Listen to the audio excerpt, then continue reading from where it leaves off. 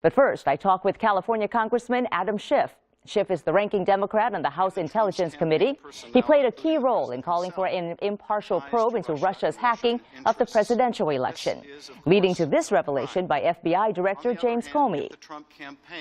I have been authorized by the Department of Justice to confirm that the FBI, as part of our counterintelligence mission, is investigating the Russian government's efforts to interfere in the 2016 presidential election. And joining me now is Congressman Adam Schiff. Congressman, welcome back to the program. Thank you. It's great to be with you again.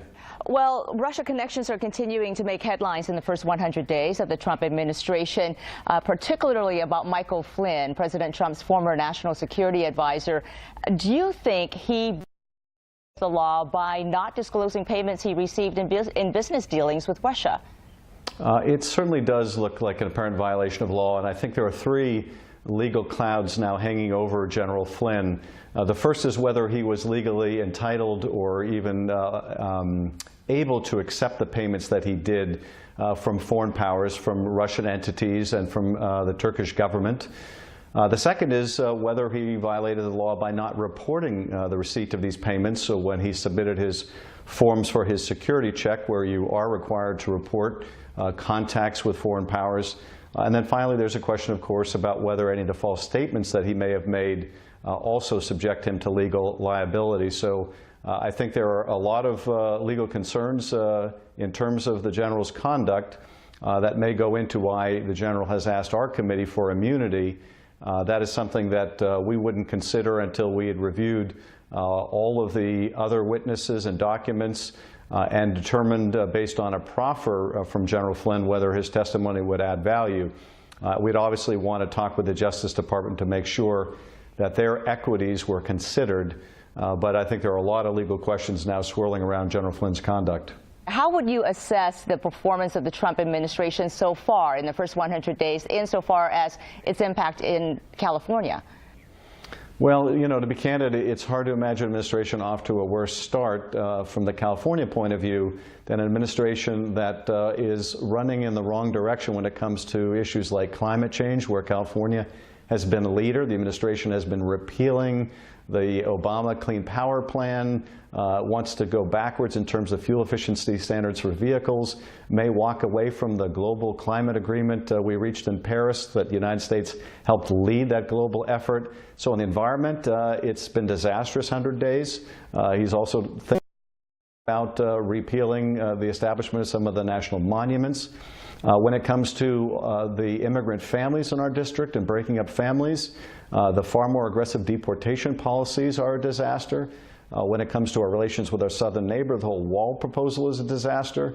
Of course, the health care plan the Republicans have and the president supports would cut more Californians off of health care than any other state. So in each and every way, whether it's tax cuts, immigration, the wall, the environment, this administration couldn't be more hostile to the values that our state embodies. President Trump this week released his tax reform plan. It includes massive tax cuts for corporations. What is your reaction to that plan?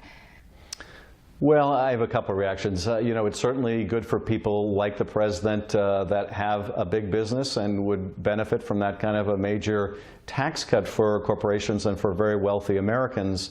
But the biggest problem is none of it is paid for. So it's all pie in the sky.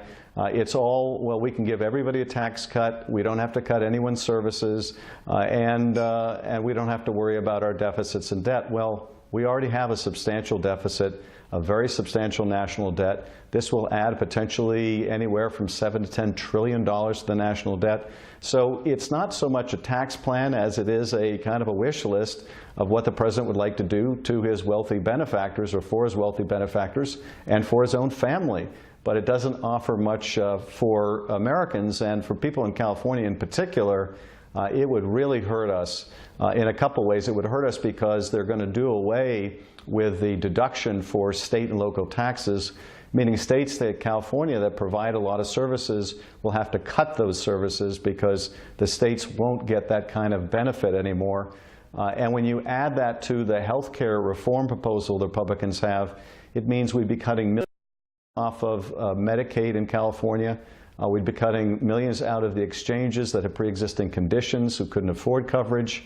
And the states would be in an even worse position to provide any backfill support because of this tax cut plan of the president. So for California, terrible news all around.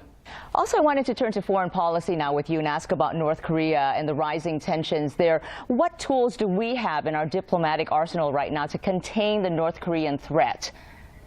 Well, the most important one that we have is our ability to use our leverage with China. We don't have that much leverage anymore with North Korea. We already sanctioned them, at least directly, in as many ways as we possibly could. But there are other steps that we can take to impress upon China, which provides this lifeline, this safety valve for North Korea to clamp down on the North if it's going to continue with its nuclear and missile program. So there's a lot the Chinese can do that they haven't been willing to do. And to the degree we impress upon China that, look, if you don't take these steps, we're going to have to do things for our own national security and that of our allies that you're not going to want to see. We're going to have to increase our military and naval presence in the region. We're going to have to be more aggressive in terms of our implementation of theater missile defense, which we're now starting to implement in South Korea. And we're going to impose secondary sanctions, meaning we're going to sanction Chinese banks for doing business with North Korea. These are kind of steps that the Chinese do not want to see happen, but I think if we explain these are going to be necessary, it may motivate the Chinese to do a lot more. That's still no guarantee that the Chinese can get North Korea to back off, but we do need to explore every lever we have because the military options are just so awful. All right. Congressman Schiff, thank you so much for being with us. You bet.